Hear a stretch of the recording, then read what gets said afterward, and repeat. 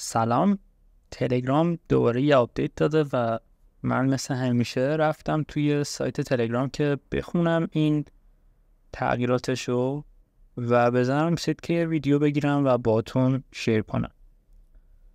خب اینجا گفته که تو این آپدیتی که 6 سپتامبر منتشر شده، برای گروه ها و کانال ها این امکان وجود داره که تلگرام استارز رو به عنوان گیووی و جایزه شما بتونی فعال کنی.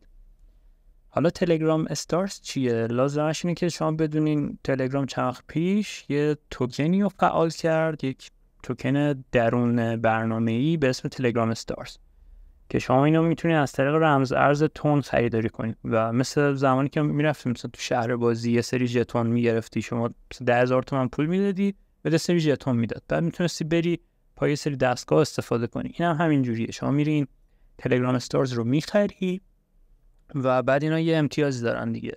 حالا کجا میشه ازش استفاده کرد؟ شما میتونی توی مثلا این بات هایی که یه سری قسمتش پولی هستن، مینی گیم ها، اپلیکیشن ها، یه چند تا تلگرام استارز بدی و بعد اون مثلا فیچره برات باز بشه. یا بعضی از کانال ها هستن که این آپشن رو دارن که یه سری محتوایی بذارن که برای دیدنش شما لازم پول بدی و میتونی از طریق تلگرام استارز این کارو کنی.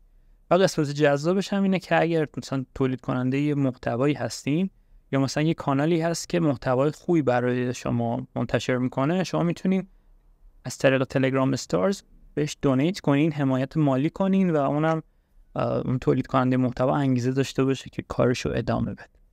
و یه آپدیتی هم برای تلگرام براوزرز در واقع انجام شده که میتونه همه متن ها رو به اون حالت نمایش سریع اینستنت ویو تغییر بده. یه سری تغییرات در مورد اونه، یه سری توضیحات داده که اونر اون گروه یا کانال میتونه این کار رو انجام بده، فعال کنه و وقتی هم این کار رو انجام میده در ازاش یه سری بوست میگیره. بوستی شکلی که یه سری امتیازها که برای کانال ها استفاده میشه یا گروه ها، وقتی اینا بره بالاتر، هرچی بره بوسته کانال بالاتر، لولش میره بالاتر و یه سری قابلیت ها براش آنلاک میشه. حالا اونا رو میشه جداگانه توضیح داد. خب اینم که توضیح داده در مورد تلگرام استارز و کل این کارا رو از طریق بات تلگرام پریمیوم میشه انجام داد. و مثل همیشه هم این انیمیشن های جذاب تلگرام که من همیشه میام اینا رو ببینم، واقعا تر و تمیز همه اون فیچر رو توضیح میده و قشنگ الان گفته که شما چجوری میتونی برید توی گروه الان تلگرام بوست رو بزنی، مشخص کنی و قرعه کشی رو استارت بزن. و فکر میکنم نوشته بود لیمیتشو که حداقل 500 تا تلگرام استارز باید باشه برای اینکه بتونیم قرعه کشی رو شروع کنیم. قشنگ اینجا مسیرشو گفته که از کجا میتونین این کار رو بکنین و از طریق پریمیوم بات این کار رو میتونین بکنین. حالا نکتهش اینه که از طریق گوگل پلی و اپ استور هم شما میتونین این کار رو کنی، اما یه سری محدودیت ها داره برای سایز ترانزکشن، اون اندازه‌ای که مبلغ میخواد داشته باشه.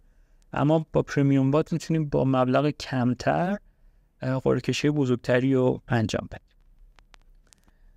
قابلیت بعدی برای براوزر داخلی و مرورگر داخلی تلگرامه که اینجا حالا توضیح داده که سال 2016 این نسخه اولش اومد که کار این براوزر مرورگر این بود که می اومد متن‌ها رو خیلی سریع بدون که زمانی از دست بره اپتیمایز و بهینه میکرد برای گوشی شما که همه چی رو درست ببینی و سریع لود بشه و روی همه بیشتر سایت هم خب کار میکرد. حالا این در واقع براوزر میتونه بیاد هر محتوایی که شما میخواین بخونین رو براتون این کار رو انجام بده و اگه چند تا پیج هم داشته باشین این بالا سمت راست رو میزنین برای همه‌شون لحاظ میشه. خب این تو یه سری از مواقع که شما اینترنتتون ضعیفه میتونه خیلی کمک کنه چون تبلیغات و چیزای اضافه رو حذف میکنه. خب اینجا هم توضیح داده که این قابلیت به خاطر بحث اون لایبرری متن باز موزیلا محقق شده که اینجا هم حالا مثلا برین توی گیت هاب قشنگ ریپوزیتوریش هست. اگه مثلا این فنی باشین و آشنا باشین با گیت هاب میتونین برین توضیحاتش هم بخونین. این در واقع هایپرلینک ها و توضیح ها و چیزایی که خود سایت تلگرام میذاره خیلی جذابه، قشنگ همه چی مشخصه. و خب یه قسمت هم رفع باگ ها بوده و بهینه‌سازی در واقع تلگرام، که اینجا هم گفته که کلا این آپدیت یه سری باگ فیکس داشته، با مشکلات رو رفع کرده و نسخه موبایل و دسکتاپش هم بهینه شده. حالا اینجا هم یه لینک گذاشته باگ پلتفرم، من بهتون نشون بدم. اینجا جاییه که شما میتونین تمام باگ ها رو ببینین. اگر موردی بود که شما در واقع داشتین تجربه میکردین بهش ووت بدین، حتی سابسکرایبش کنین و این اگر این مشکل رفع بشه بهتون خود تلگرام نوتیف میده که مثلا تو این آپدیت این مشکل رفع شده. بعد یه سری تغییرات در مورد مینی اپ ها اینجا اعمال شده، یه سری باگ ها رو رفع کردن، یه ذره سریعتر و اسموت‌تر شده و ریسپانسیو تر شده، سریعتر نسبت به اون کاری که شما انجام میدین واکنش نشون میده. و یک گزینه برای توسعه دهنده ها لحاظ کرده که میتونین آپشن های بیشتری رو بذارین، مثلا 2 تا دکمه بذارین بسته به چینش اون قضیه، که اینم میتونه خیلی جالب باشه.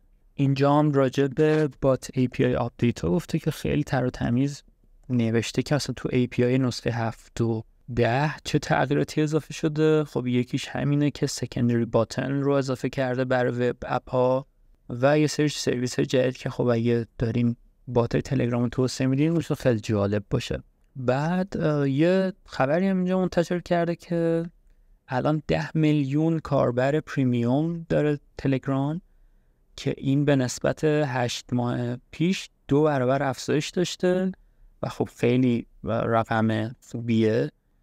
یک بارم پاول دوروف یک پیام گذاشته بود که اگه اشتباه نکنم اگر 3 یا 4% یوزرهای تلگرام بیان تلگرام پریمیوم بگیرن تمام هزینه‌های تلگرام سر به سر میشه. اون موقع تازه 700 میلیون یوزر داشت، الان نزدیک به 1 میلیون شده تعداد یوزراش و خب 10 میلیون یوزر هم در حال حاضر پریمیوم دارن. خب این میتونه نشون بده که چقدر رشد داشته و یوزر خودشون تمایل دارن که ساپورت کنن. این قضیه باعث میشه که تلگرام هزینه هاش سر به سر بشه و برای مابقی کاربرها در دسترس قرار بگیره و همه بتونن رایگان ازش استفاده کنن. این آخرین آپدیت تلگرام بود تا الان. حالا اگر فرصت بشه باز هم اگر تلگرام آپدیت بده میتونیم همینجوری بررسیش کنیم. اگه سوالی مورد چیزی هم بود میتونیم تو کامنت ها بهم بگید.